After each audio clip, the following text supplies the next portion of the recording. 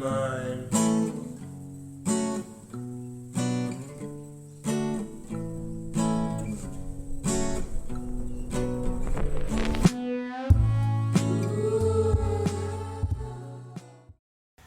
Hello, I'm back with another video.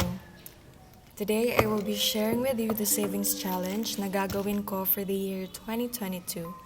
And I've decided to be serious but mindful with this challenge. To start, you already know I love recycling and maximizing my resources, right? At first, I was thinking of buying materials for the DIY, but this savings challenge is already waving. So instead na ibibili ko yung pera, better keep it na lang for the challenge, right?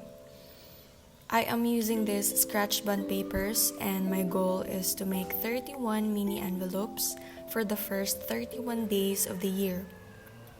So what is the 365 savings challenge? Ito po is each day, I will be stuffing money in my envelope according to the number of that date of the year. For example, January 1 is the first day of the year, so I need to stuff 1 peso. Then January 2 is the second day of the year, so I need to stuff 2 pesos. January 3, 3 pesos, and so on.